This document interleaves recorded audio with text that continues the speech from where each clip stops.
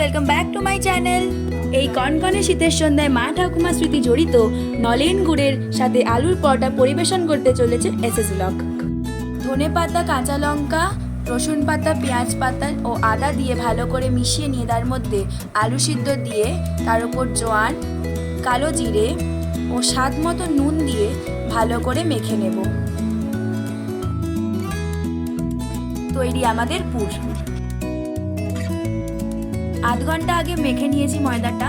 এবার ময়দা দিয়ে লেচি কেটে তার মধ্যে আলুর পুরটা দিয়ে ভালো করে বন্ধ করে নেব।